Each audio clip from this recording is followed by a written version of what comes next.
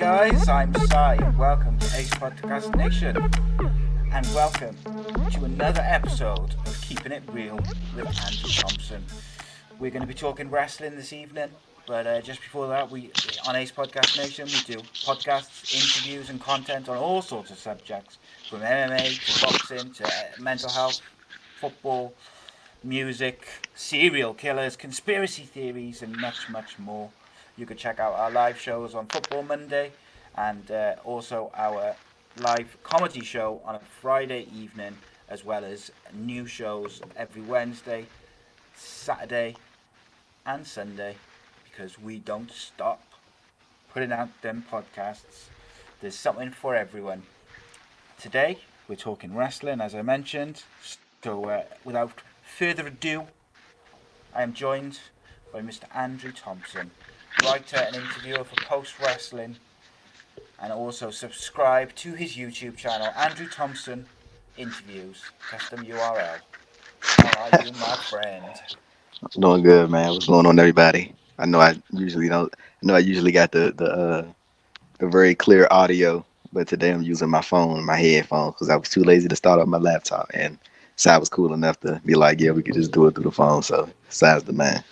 Sai is the man. It's Friday night here in the UK.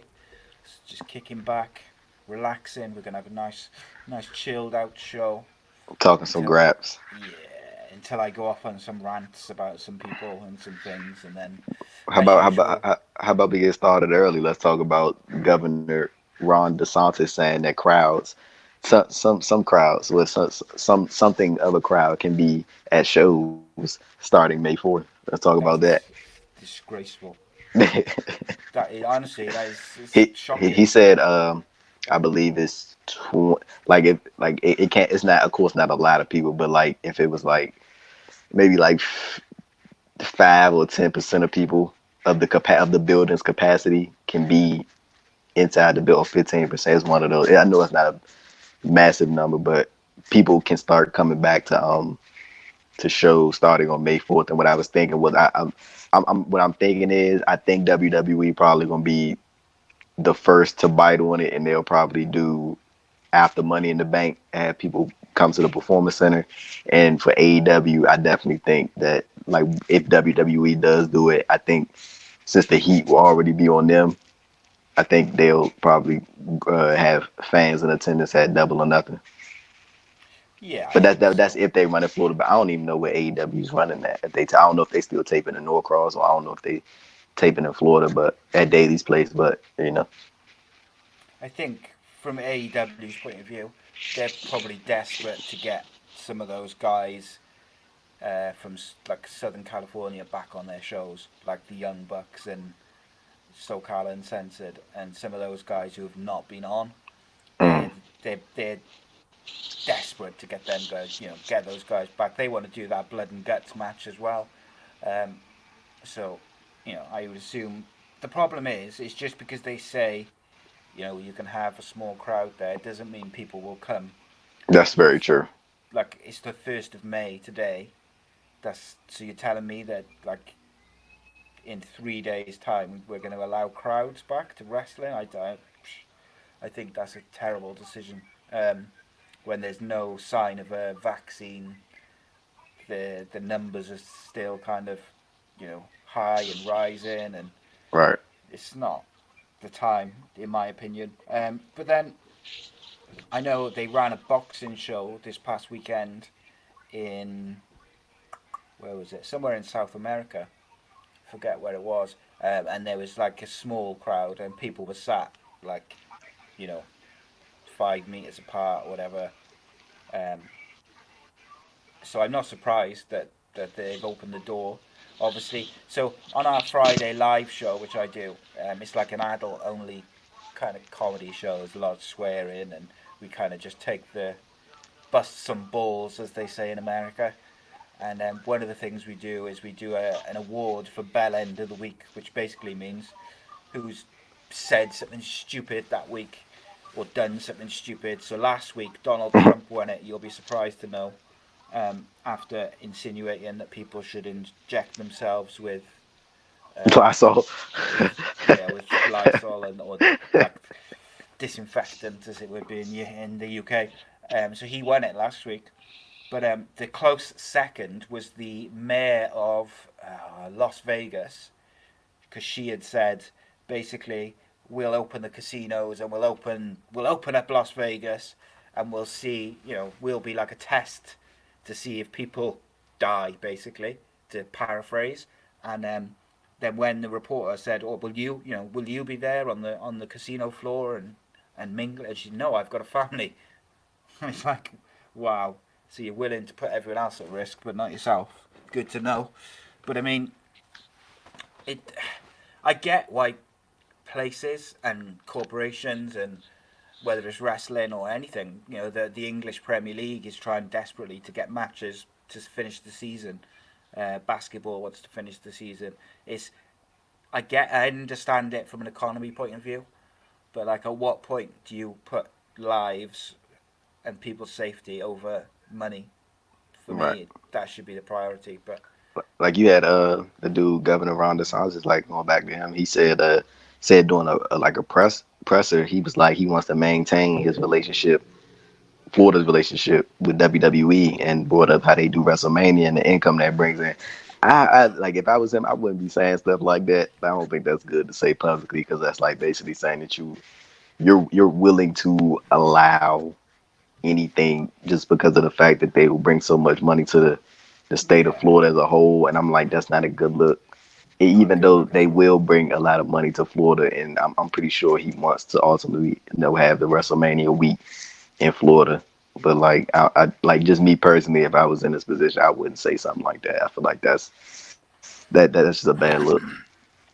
And then you got Yeah, UFC running in Florida next weekend too. So yeah. They opened the doors, didn't they, when they had said that they WWE was allowed.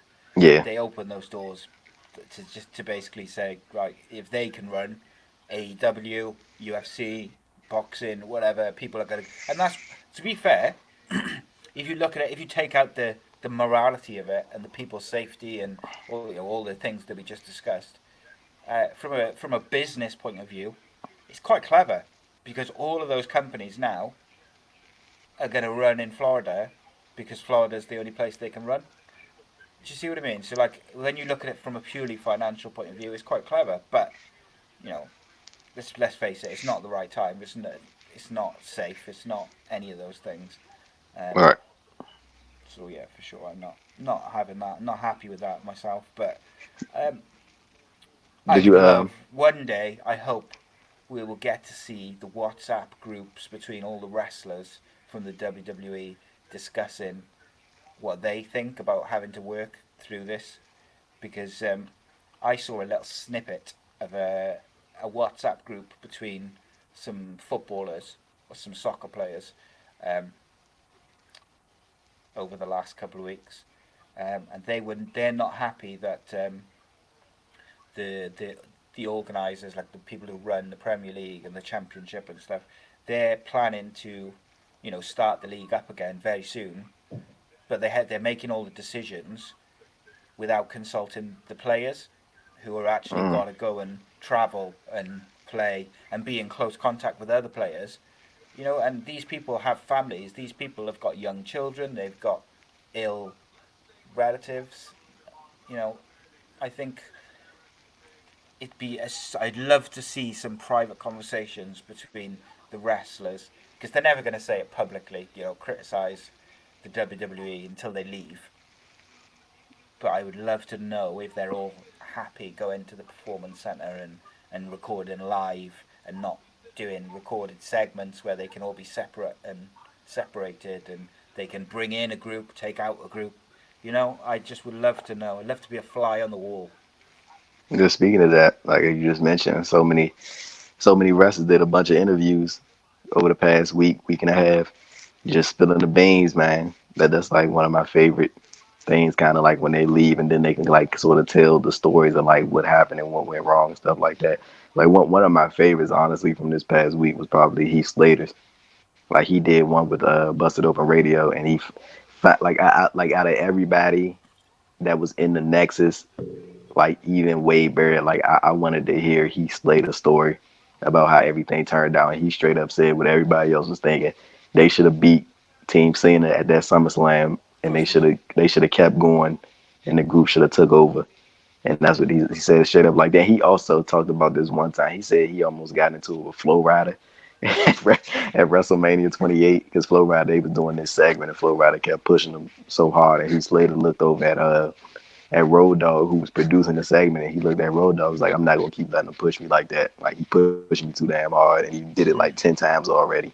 And I was like, oh, that's interesting. But yeah, it's cool seeing like a lot of people do these like interviews and just sharing their thoughts about how how things turned out with the company. Like it's some that's like they kind of holding back just a little bit just in case because you never know if they might get brought back. But then it's some who just like completely emptying the curtain. Like the one person who I'm waiting for Rusev to do his.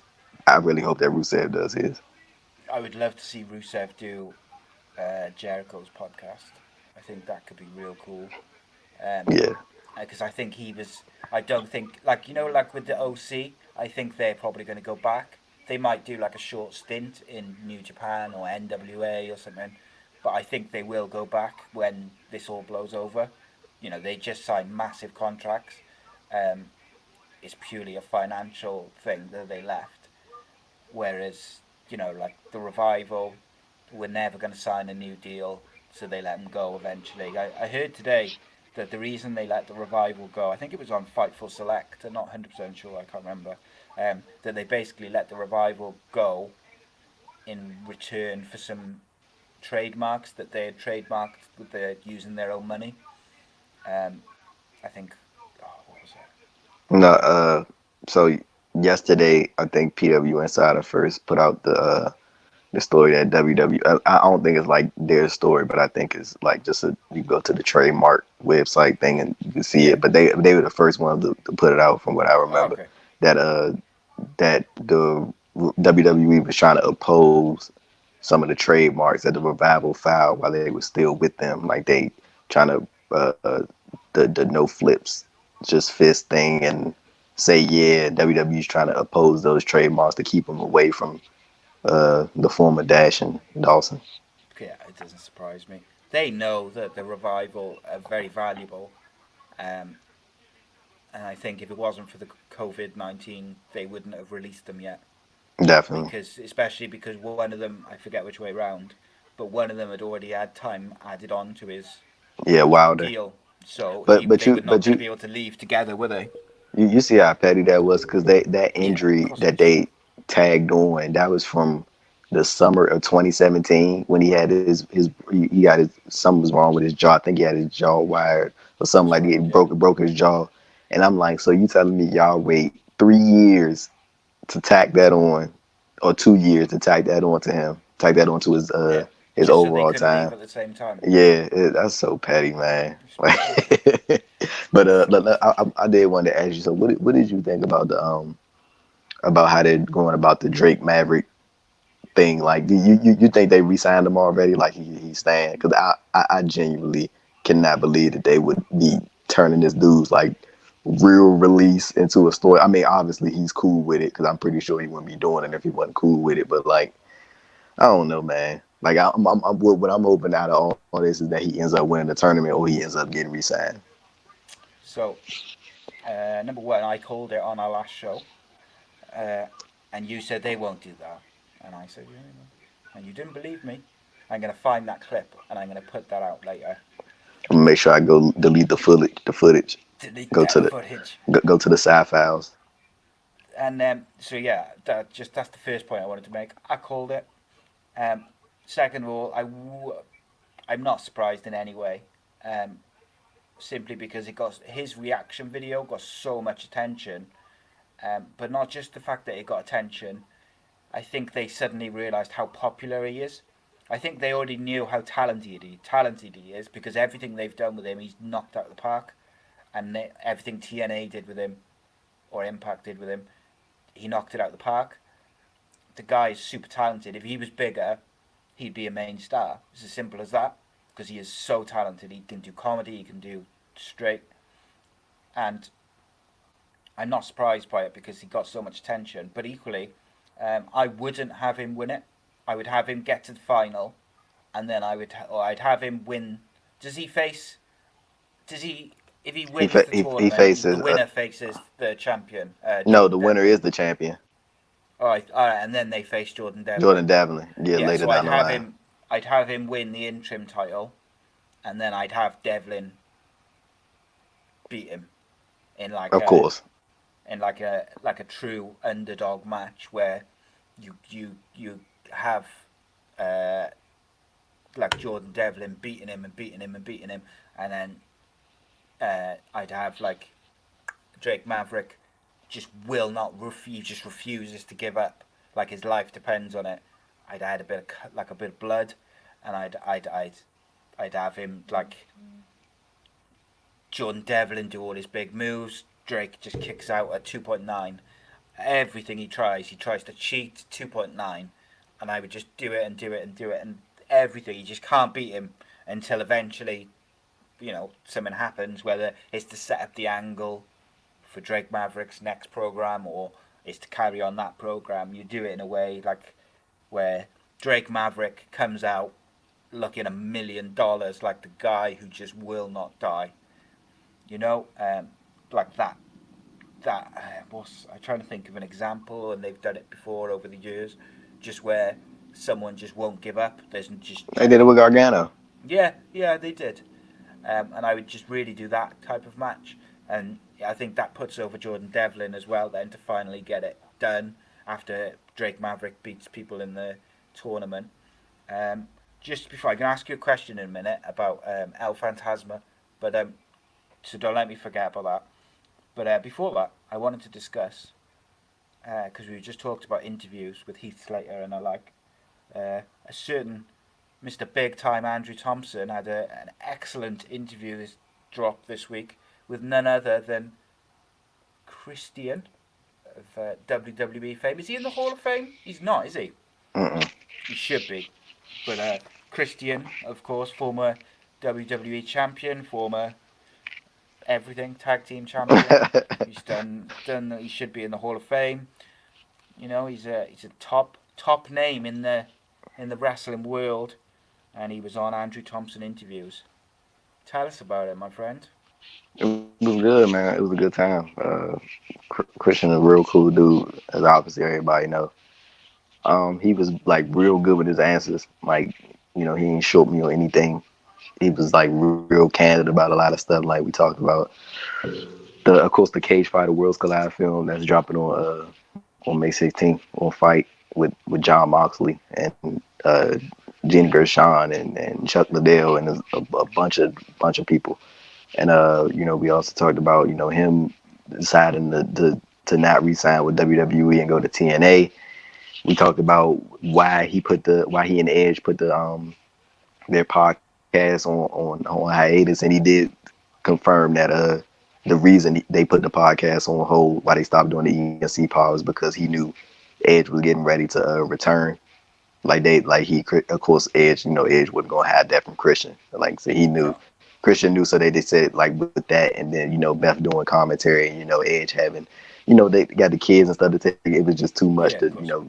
get together once a week for an hour or two just to do the podcast. So they just decided to put it on hiatus. But he did say that they got some stuff in the pipeline that they haven't released yet. So that was cool. And he talked about some of the teams from today to day like to face. He said if he and Edge were to tech team again, they like to face like the Revival, the Young Bucks, the New Day, Usos, teams like that. And he also told me about when he wrestled at a Wrestle Kingdom, like I think back in like 2008, and Yeah, it was him, AJ Styles, and Petey Williams, and on the other team, on the opposite side of the ring was a young Prince Devitt, who was I think about 2 years into his run in New Japan, or a year into his run in New Japan, and Christian was like from like early on he could see like the potential in Finn, before he ultimately became the man in New Japan. And then yeah, he also talked about like Samoa Joe, and like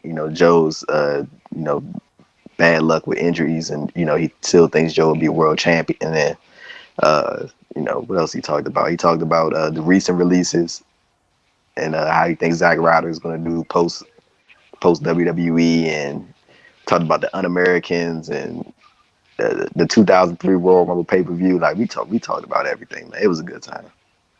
Good stuff, everyone. You could check that out at your Andrew Thompson interviews. And I'm almost at 150 subs, man. Think I'm like two yeah, away. good boy. I'm sure I'll get some people to subscribe. All those people who download the audio for this show, get over to youtube.com/ Andrew Thompson interviews and subscribe. Let's get him up. He deserves it. Cracking content. Cracking content. Um, did you? The most important thing, of course, is did you ask him if he's looking to return to a Oh yeah. WWE ring? So okay, so the wait, you said the WWE Hall of Fame or the WWE ring. Did you ask him okay, about the Hall so of Fame? yeah, I did ask him about the Hall. I forgot to mention that, but yeah, I did ask him to go to. I actually put that clip up on my Twitter. Like I isolated that clip and put it on my Okay, Twitter. cool. But yeah, he did address that, and he gave like a so somewhat of a like lengthy answer about it, and basically said that it isn't something that he like, you know, something that he particularly like sits there and like thinks about all the time. But he did say it would be something cool, like if they put they put him in the Hall of Fame, but he doesn't really think it's like a super big thing, and he appreciates Yeah. all the people that always go to bat for him and go on social media and say that he should be in the Hall of Fame. But it's like it's just at a like he's basically at a point in his career where he's comfortable with everything that he's done so far. So it's like it's not something that's really lingering over him. And then I told him about like you got like the George Tragos and Luther's Hall of Fame. You got that Hall of Fame. That's very like I think that's more prestigious than the WWE Hall of Fame. Yeah. Like Is that's it just me, but that's a Cauliflower legit. Alley or something as well? As No, well? no, that Or is that uh separate? I, Is I that I different? think the cauliflower Alex. I think that's like more of an organization opposed to Okay. a Hall of Fame. But All right. the yeah the what's the George Tragos Luther's Hall of Fame. That's like an actual like physical Hall of Fame. Like that's a Okay. yeah. So yeah, I was like, you got that one, and I think I know Beth Phoenix is in both. She's in the WWE and the George Tragos Luther's Hall of Fame, and I was like, you can always go into that one. So I mean, but I didn't ask him about the returning to the ring because he did an interview with Booker T like a week prior, and he All got right. asked that about returning, and he said that he's medically disqualified, and he doesn't even know how you would even go about getting cleared again.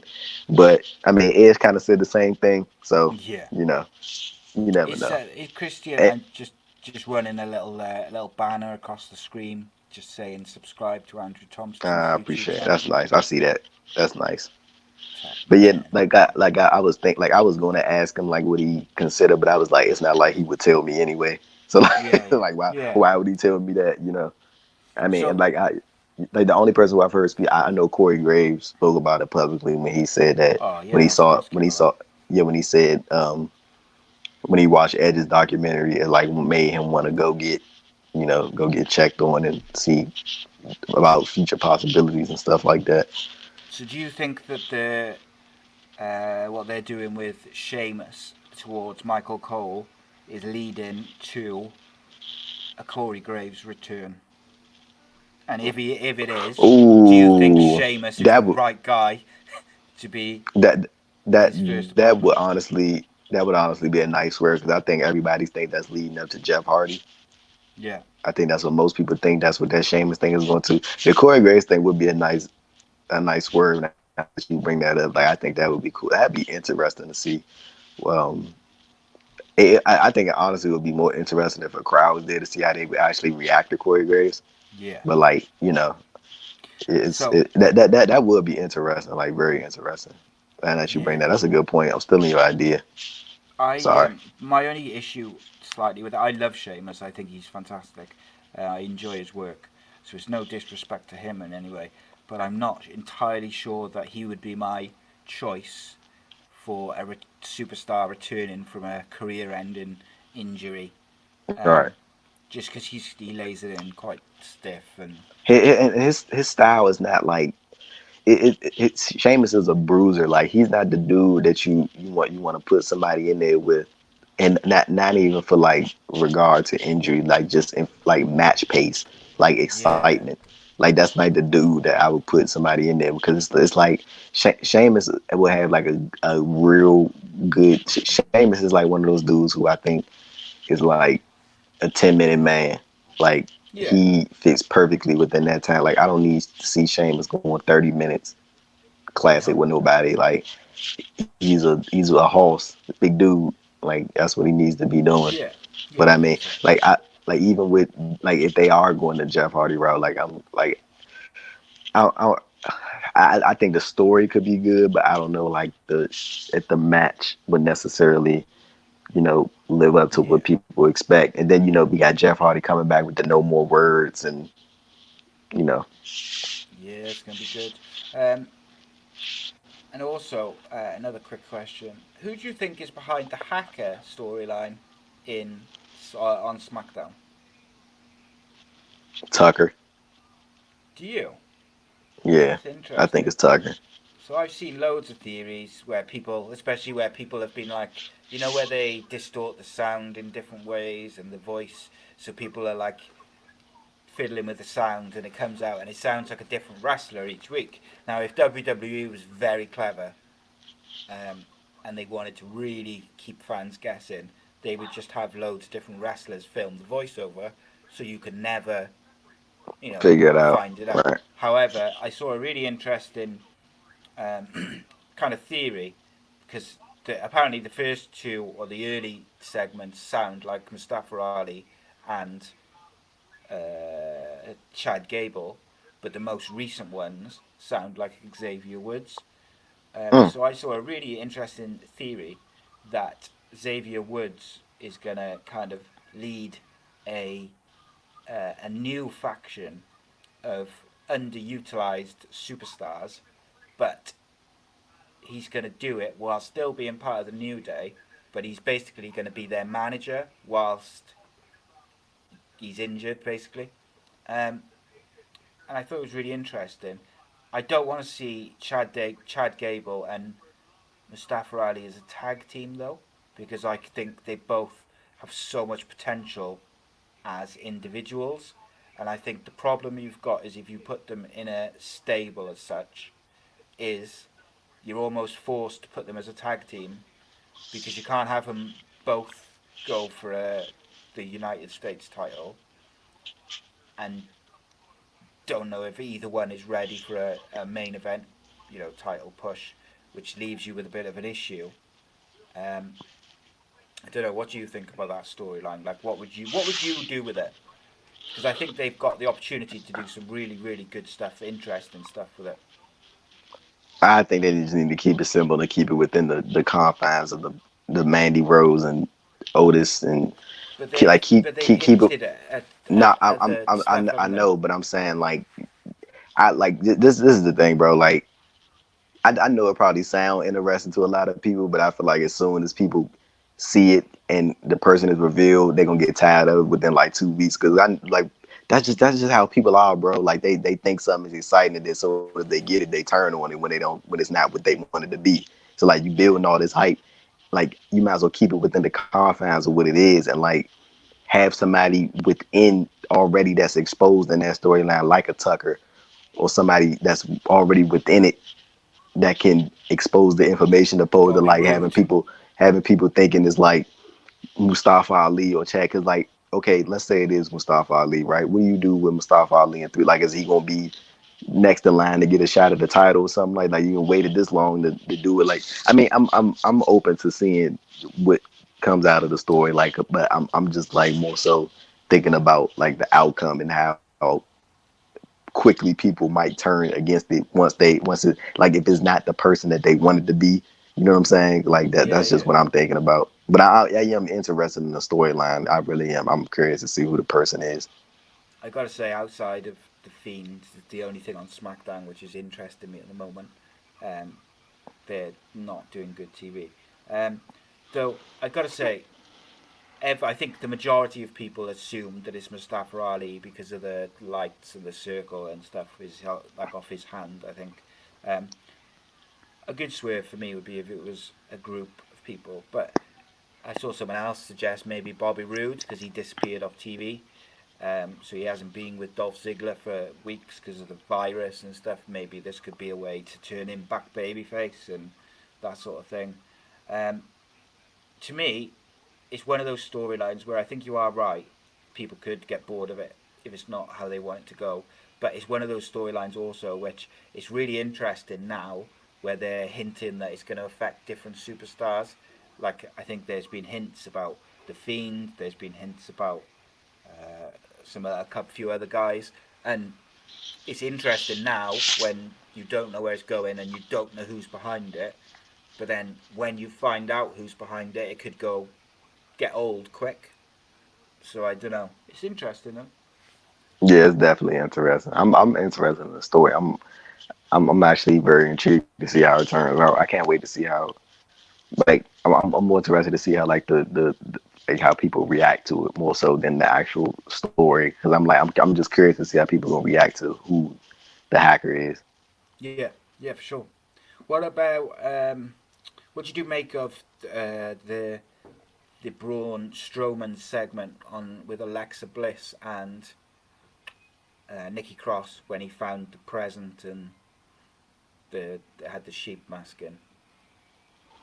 Uh, I don't really know, man. Like I really do not think it's a good idea to be having Bray Wyatt in the title picture. Like I feel like people still kind of got like a sour taste in their mouth from the whole Goldberg thing, even though that's all over now. But like I don't know. Like if they I like we don't even know like what type of match is, but like if is it gonna be another like well I mean obviously they would have announced it by now, but I'm pretty sure it's gonna be like a regular match I'm assuming, or they probably gonna do some different cinematic match for Braun and Bray, but like I'm not necessarily interested in a Braun versus Bray match without a crowd. I'm not interested in that at all.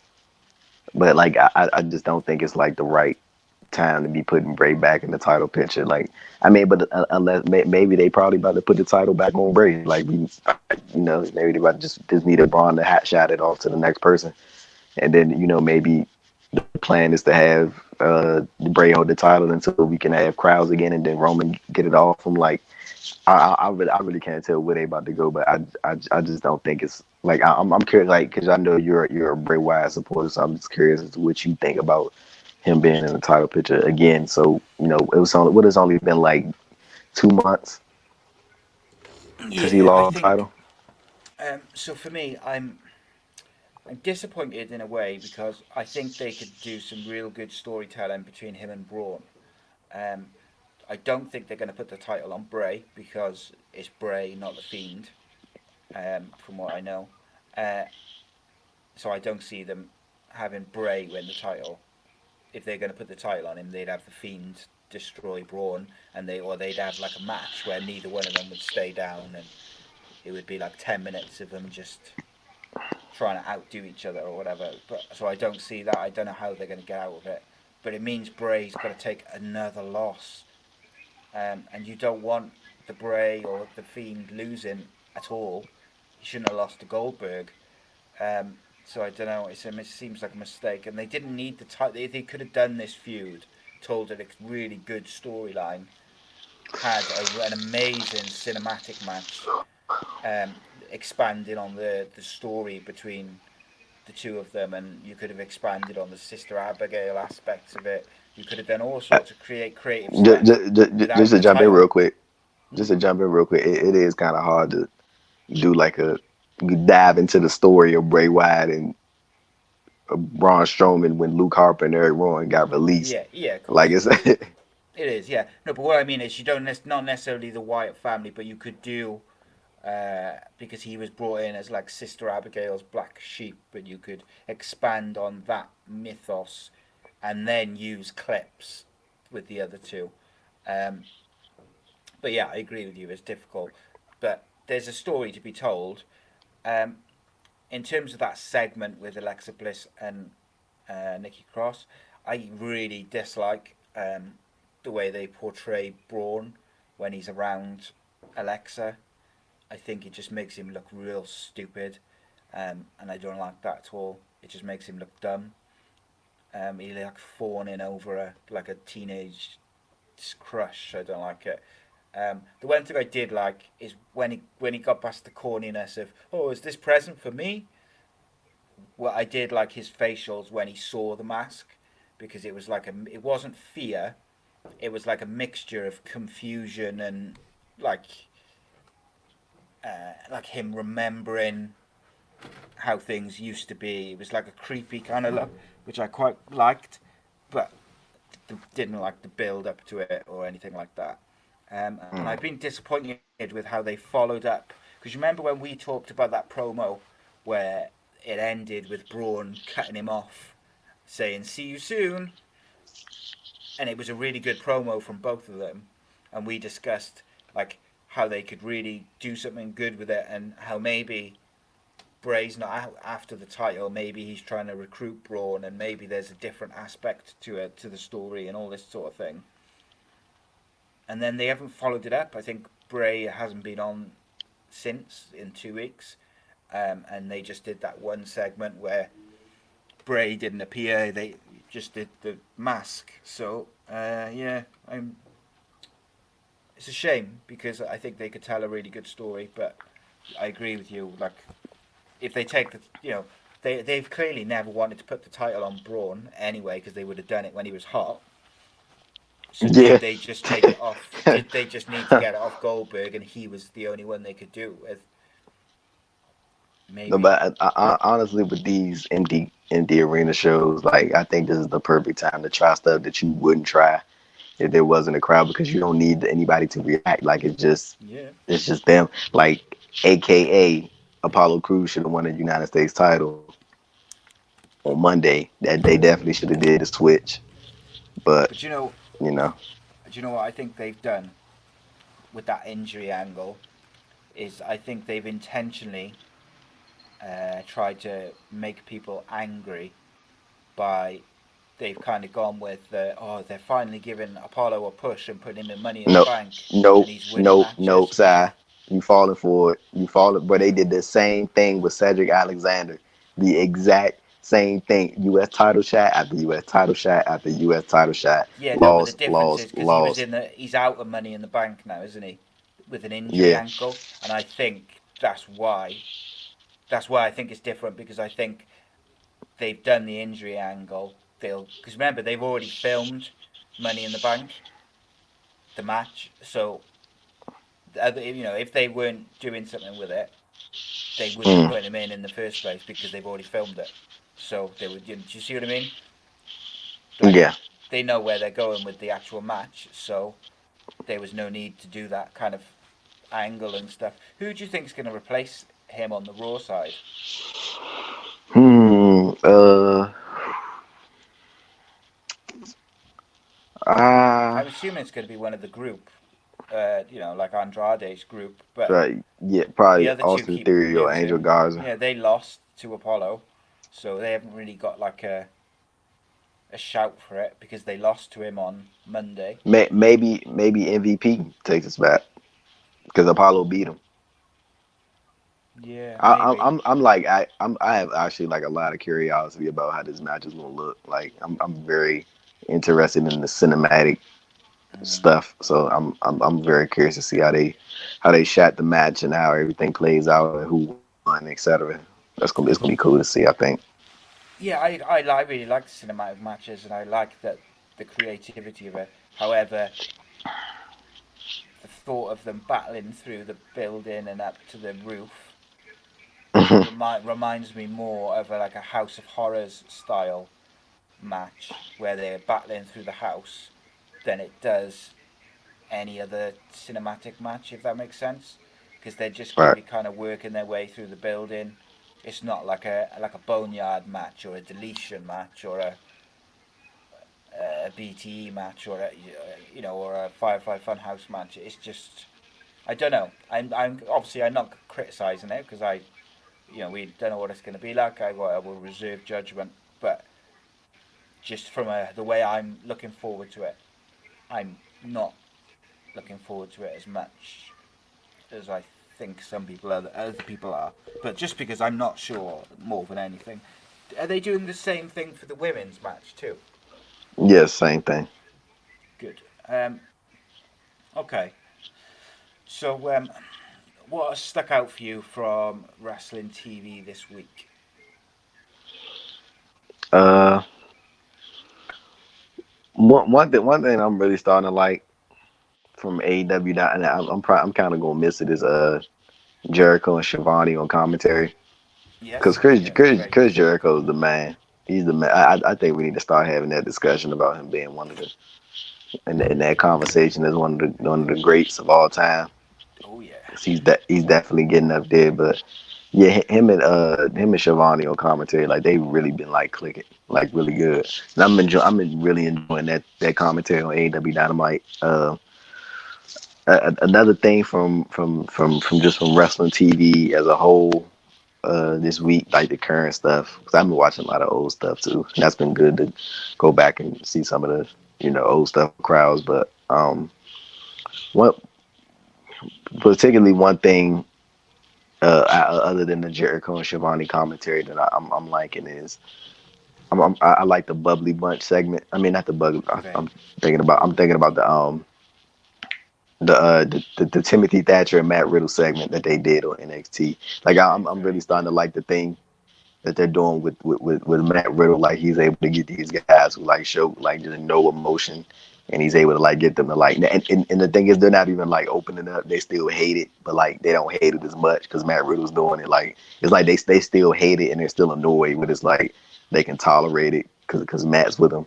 And like I just think him at that, like he's making Thatcher more likable the same way he makes Pete Dunne more likable, because Pete Dunne's like a straightforward dude, and like so is Thatcher, and like Yeah, Matt Riddle, by Matt Riddle being the way he is and him being partners of these dudes, is like it makes his partners who don't really have that much quote unquote personality, and it's like giving them personality just because they're getting annoyed with him, but they're dealing with him because he's their tag partner. And another thing that I'm liking about NXT. Like I didn't think this was gonna work at all. Like I thought it was gonna flop, to be honest. But I'm starting to really like Dexter Loomis. Like I don't know what it is, but it's starting to work for me.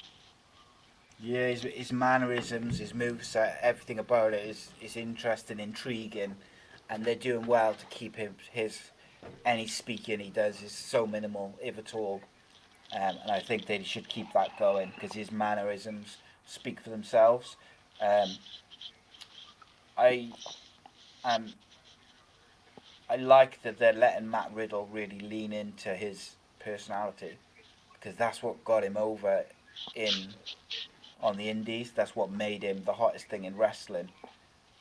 Is just letting him be him, turned up a little bit, and he's just really doing so well. And like you said, giving him the straight guy to work from is very, very funny and very good.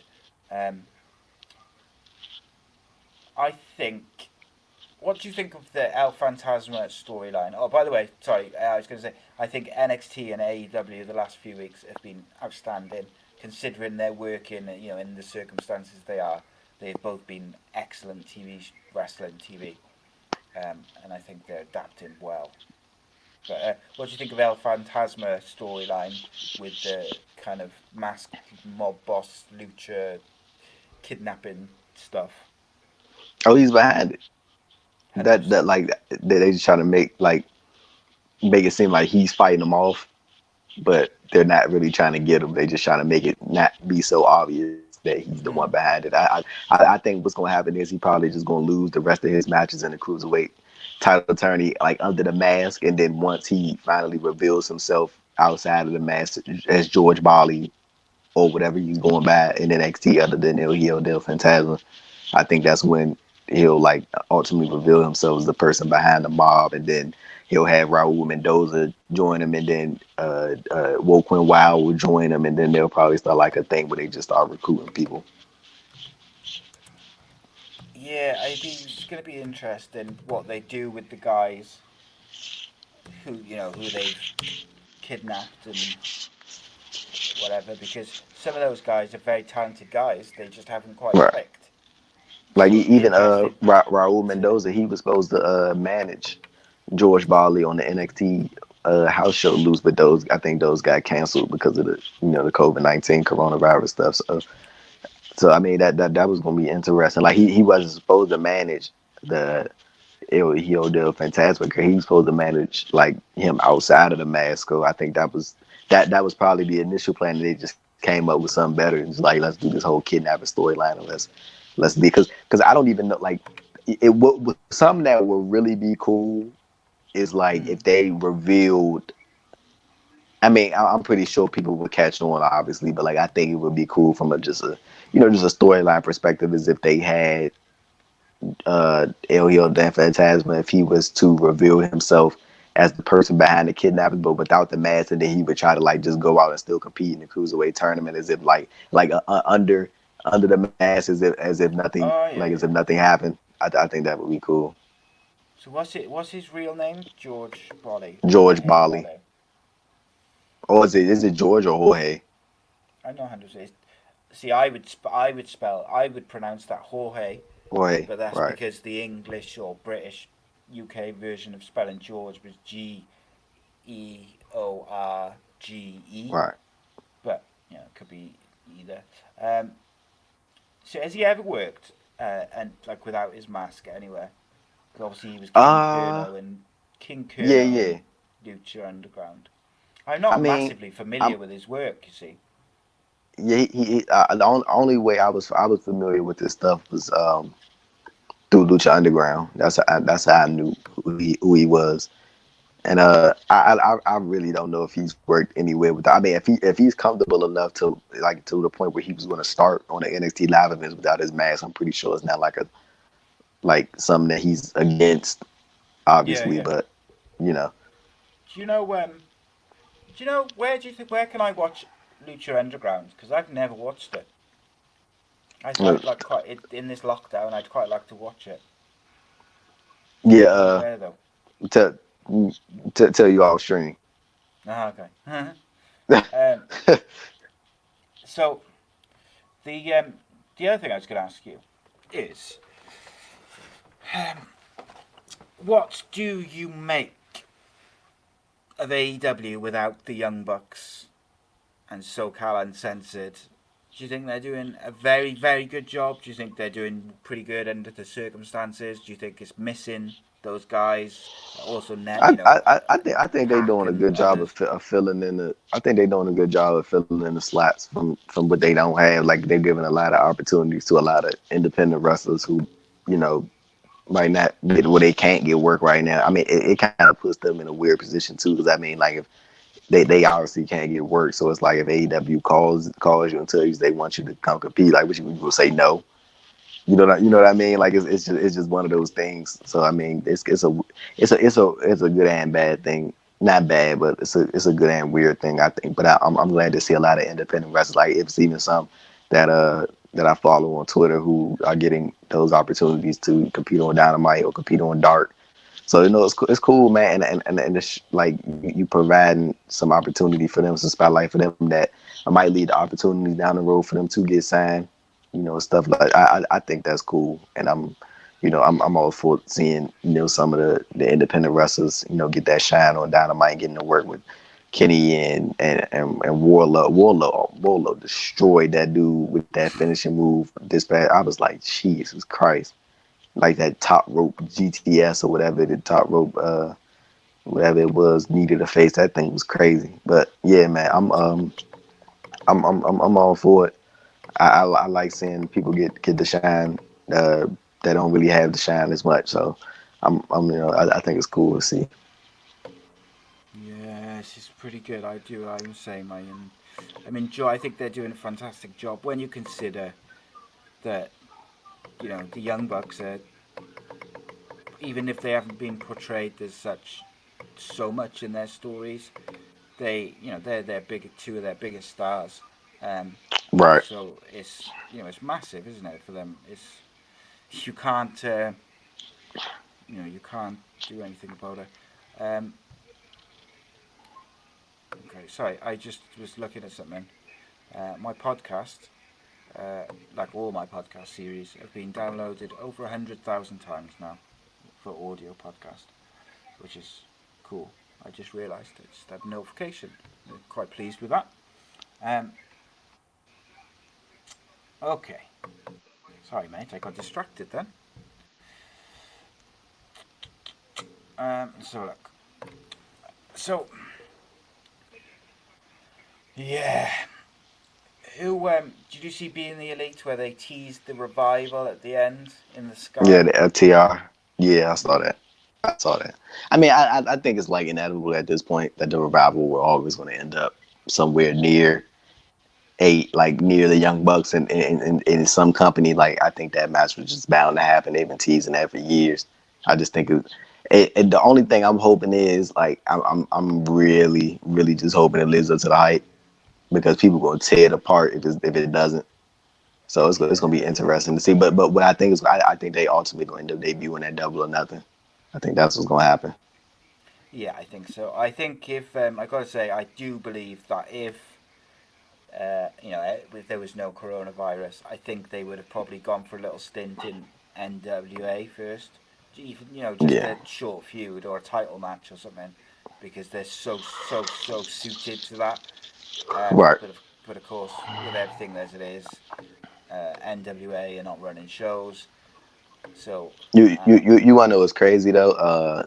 So Xavier Woods, he did this interview, and this was like a month ago. Like, and this was like still doing the COVID-19 stuff, but like he was talking about. I know you remember. I think it was in 2018 during the summer when it was the New Day versus the Elite in the video game stuff. okay, They did at E3, E2. Whatever. You remember that? yeah, Well, remember when WWE put the article up about the Young Bucks and Kenny Omega and stuff like that? yes, Yeah, so Xavier was so what happened was Xavier was did this interview recently and he said that they tried to make that happen. Like they wanted it to happen like somewhere like the Kenny Matt and Nick versus the New Day. Like they wanted that to happen and they tried to make it happen, but it obviously didn't. So I think that would have been like it I think that like I of course like I don't expect WWE to like even like bend just a little bit in regards to letting their wrestlers work with other wrestlers from other companies. But I think that would probably have been like if there was ever an opportunity to do something like that that would have been appropriate. I think that would have been it for sure. The yeah. 3-way, I mean the 6-man tag, I'd and love to I think see. they'd have tore the house down. So in the UK at the moment, there's a lot of people putting on different events or planning. They're either doing stuff from home or they're planning events for like October time to try and raise money for the NHS, which is the National Health Service, which is basically the hospitals and doctors and all the people who are working on the front lines. Um, Right. so I would love to see wrestling in the US do something like that to raise money for whatever cause and have like a super show um, where you just have like the Young Bucks versus the New Day versus the Revival and Kenny Omega versus AJ Styles and Yeah, you know Roman that ain't Reigns. happening. Yeah, but for charity, for the, charity. It's like you big dreaming, charity or not. I Oh, mean, it would be cool, but it won't happen. Yeah, you're right. I yeah. one thing which I just thought of, just popped in my brain, is for the Triple H uh, 25-year celebration or whatever. Mm. What did you make of Vince McMahon's appearance at the end? I really don't know what the make it was to me. I thought it was funny. To be honest with you, I saw a lot of people they were like riled up about it. I mean, it was weird, like and it was random, and he was kind of rambling. And Vince getting up there, man, like he getting Yeah. up there, like Every you time I can see him, he tell. looks old, Yeah, like he older, getting up man. there, man. That's why I'm like, you know, hopefully, I don't care what I mean, well, sometimes I do in certain situations, but like, dude, like I hope he's all right.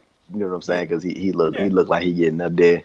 With age, I think he's what he's like 77, Yeah. something And like at the end that. of the day, he's a father, he's a grandfather.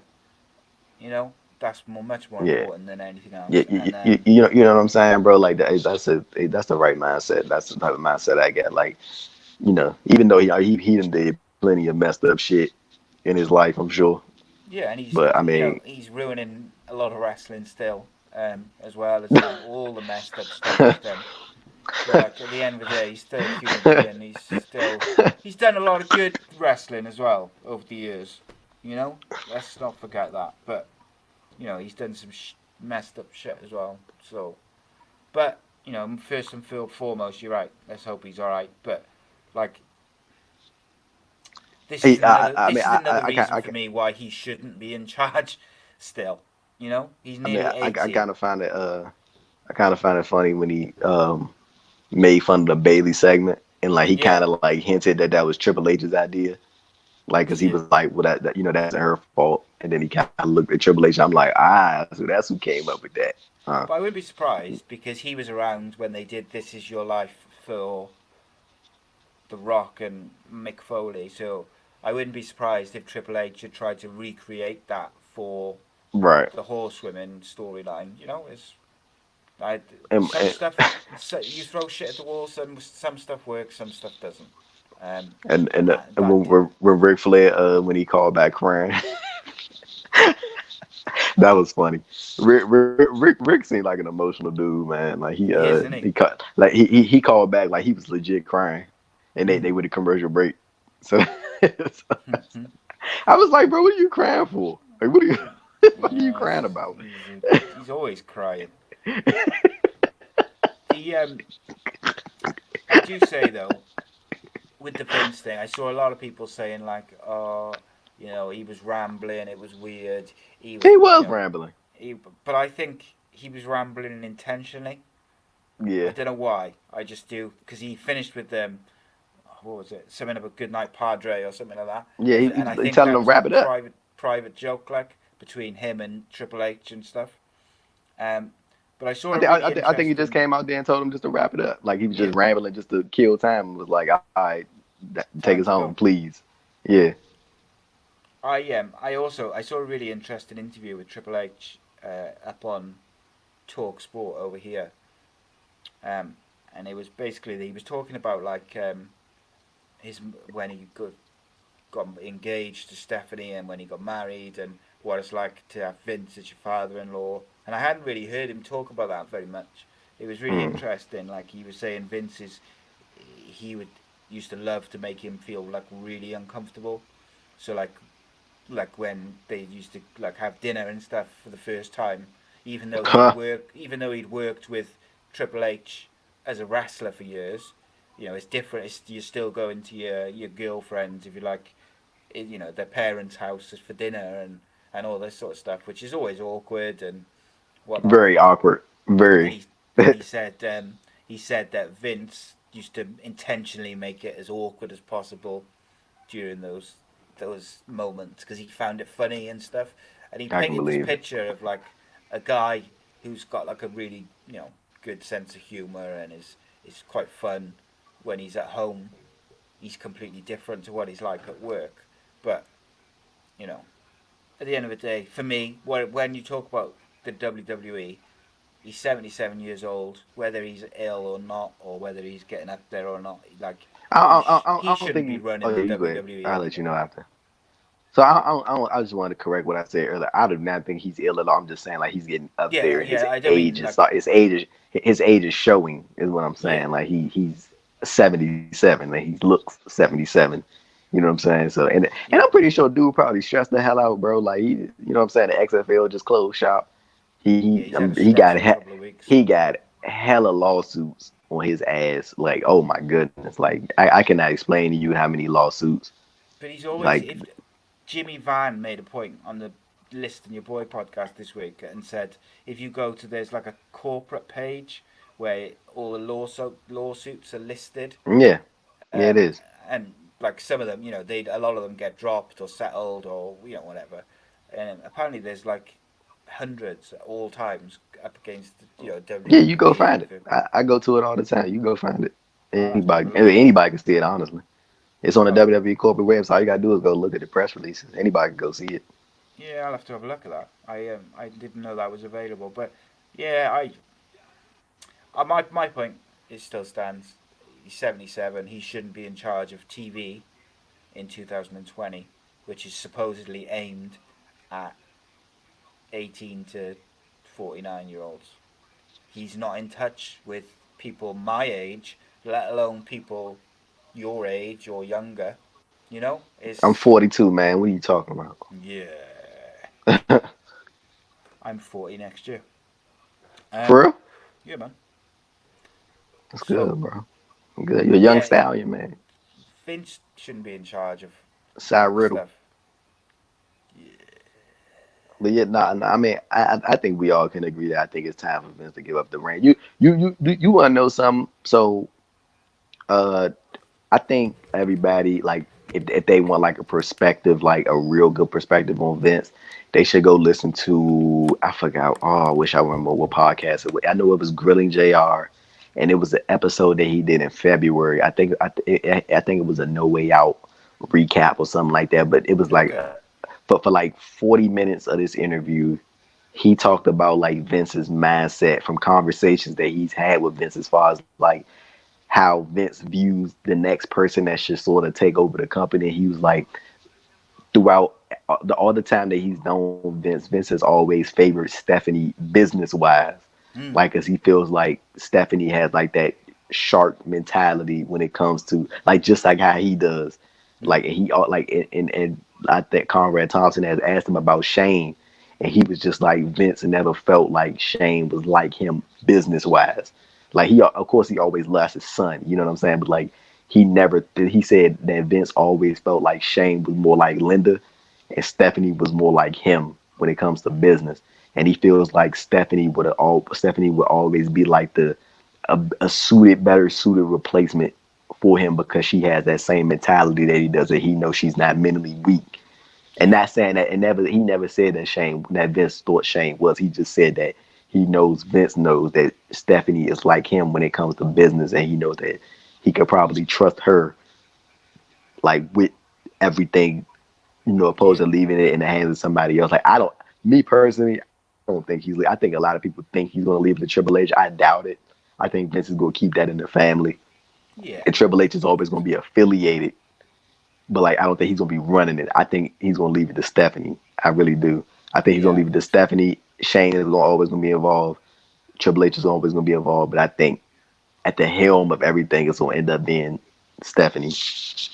Yeah, But I yeah, think I get the impression Stephanie's got the same ruthless streak when it comes to yeah, business that he's got. definitely I think Triple H will end up running like the creative. wrestling side of it, yeah, the creative and stuff. And I think that makes sense. I think he's proven that he knows what people want. Right. Um, whereas you could argue that Vince has shown in recent years that he doesn't know what people want anymore. But it is what it is. Who's winning the TNT title tournament? Oh, Lance Archer for sure. Did we see some little hints that Cody Rhodes will turn heel sometime in the next few months, or even in a year down the line? Uh, I I I, I don't. Or did I imagine them? No. See, the only thing is, I think the thing is, I don't think. Well, I do think AEW is going to stick to the whole. He can't challenge for the world title thing, but I think it's a greater story to be told as far as him trying or attempting to get that lifted so he can challenge for the world title, like maybe some months down the line or something like Mm, that. But I mean, I honestly wouldn't mind a heel Cody Rhodes, but like I just don't see like the point of it right now. Like you got great heels in AEW now. Like I don't feel like you still got so many heels that you haven't really focused in on. Like you got the Death Triangle, and you haven't even had the opportunity to do anything with them yet. Like yeah, in their heels, like I feel like it just takes away from the rest of that heel side. And then you got the women's division, who some of them are heels, and you haven't even like they did the whole thing when B Priestley attacked Nyla Rose, and they haven't gotten a chance to do that. Like gotten any of that. Like we just got left with a cliffhanger when it wasn't AEW fault. It was just the circumstances that we in right now. So I feel like flip flopping the people that are already established, right? It just takes away from the other stuff that you really need to do. Yeah, and plus, it's very hard to build over baby faces that people care about, and Cody Rhodes is arguably the best baby face in, like, out and out baby face in wrestling anywhere. So I just feel like maybe not yet. Maybe in a year they could do it, but I don't see the point in sowing those seeds yet. And I don't think I imagined it. I don't think I did. Like, I do think they dropped a couple of little subtle hints about it. Right. Um, so you think Lance Archer wins that, which makes Uh, sense that they build into Cody versus Lance Archer because, Jake Roberts came in saying they wanted Cody, so that makes, perfect sense to do it that way. Um, and you think Drake Maverick for the interim cruiserweight title? oh, nah. I'm gonna go Kushida actually. Ooh, Cause I mean, like when you look at Kushida ain't like been like being like completely. Kushida ain't done shit. Like he hasn't done anything in NXT. Like he just there, yeah, and like you needed like a try something. Like you need to try something with him. Like maybe the cruiserweight title will elevate him and make him feel like super important, or maybe it won't. Like, but I think you gotta try something, bro, because he's not doing nothing.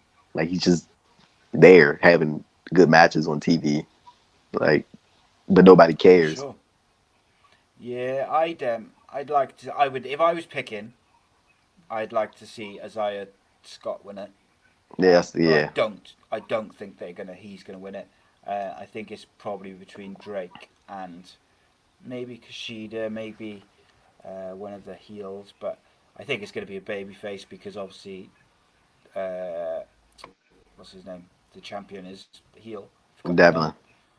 Jordan Devlin's a heel, so I think Drake Maverick makes the most sense if they're going with this storyline.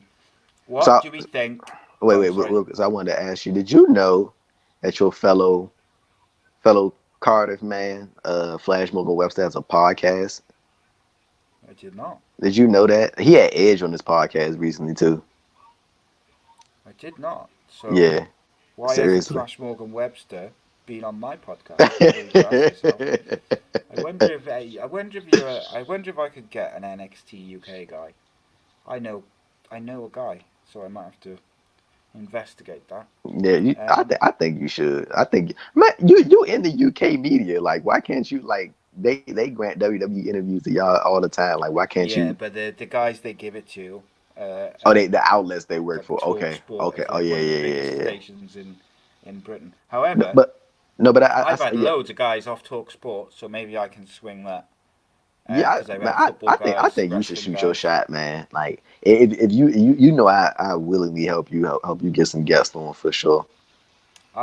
I'll have to speak to you off air in a minute because Uh, I've got some potentially game changing news, but I can't announce it or talk about it on air.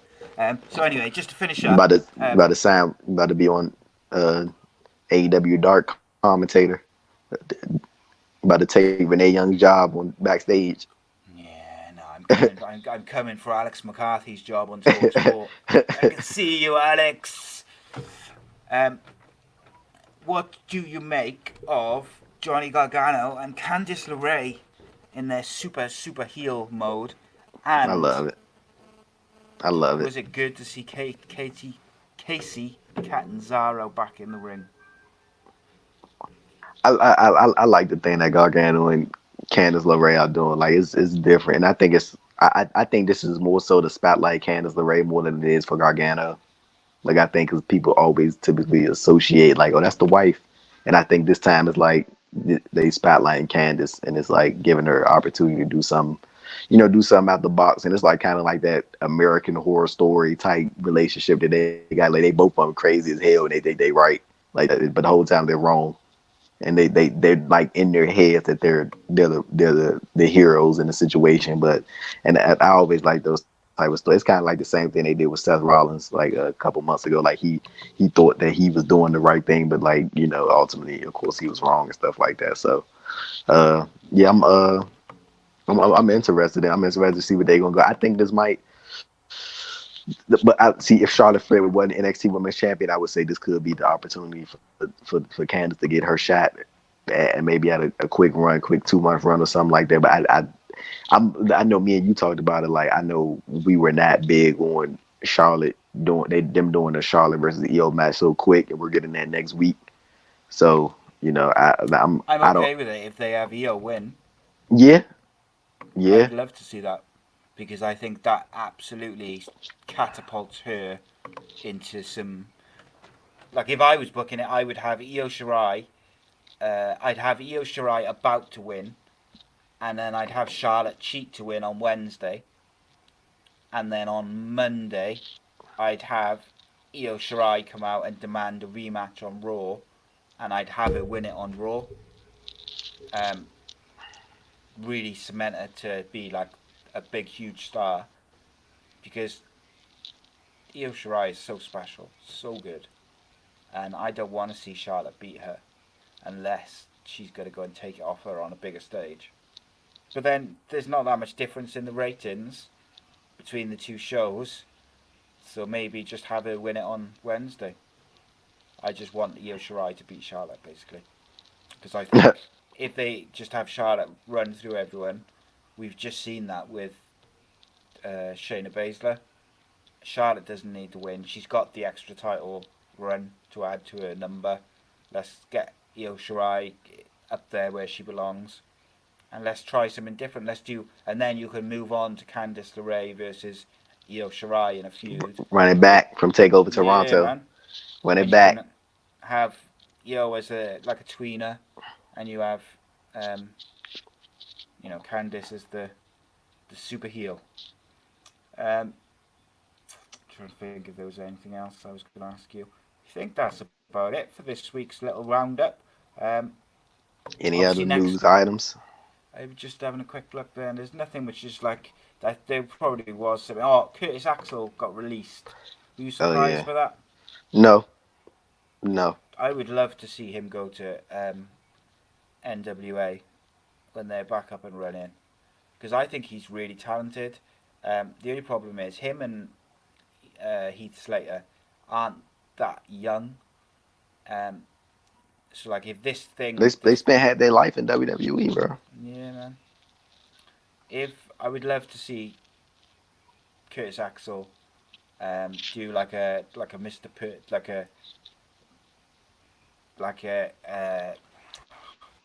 Like use his real name and pay tribute to his father like properly in a gimmick on NWA. I think that could be like really really cool.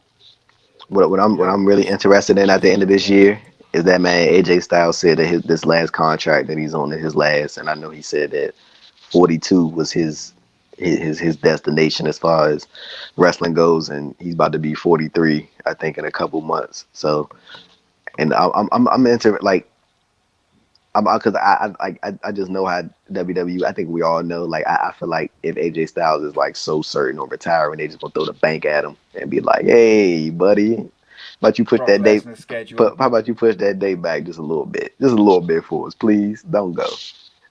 And I don't think AJ's that type of dude to be like, you know, I'm just saying I'm retiring to leave. I think he's like Yeah. really done. I think he's content with everything he's done, and like he don't have shit else to prove. Like what No. he been IWGP heavyweight champ 2 times, 2 time WWE champion. Like he won mid card titles. Everybody considered most people consider him to be the greatest TNA / Impact talent to ever do it. Yeah. Like he has literally he's been to the UK. Hasn't he won the Rare Pro heavyweight title or like Yeah. Yeah. Rev Pro. yeah like He's won everything. he's nothing to prove, bro. What he gonna go win Yeah. the I wouldn't be NXT UK title? surprised. He gonna go beat Walter? Like Yeah. nothing else to prove, bro. He done did it I all. wouldn't. I wouldn't be surprised to see him do get like a like an Undertaker schedule where he gets paid like a big whack of money to Right, make sure right, he doesn't work anywhere else, right. and Just to then be sure. Right. yeah, Yeah. and then just have like a match at WrestleMania every year for a couple of years. Exactly. Like, because what I can see AJ retiring, but I feel like it would be so many companies and promotions that'll like hit him up and just be like, just one Yeah, more. You know, we'll pay you good, et cetera, et cetera. So yeah, I can definitely see because that.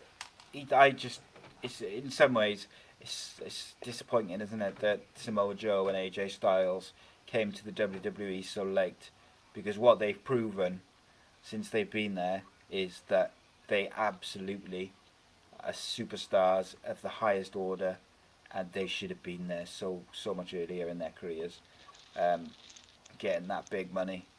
Samoa Joe back on commentary, he I is need. You want to know what I outstanding. need? I need Samoa Joe and Chris Jericho to start their own promotion and do commentary for it. That's what Yeah. I need. It would be quite funny if they started trading insults from commentary, um, just because they're so good at it.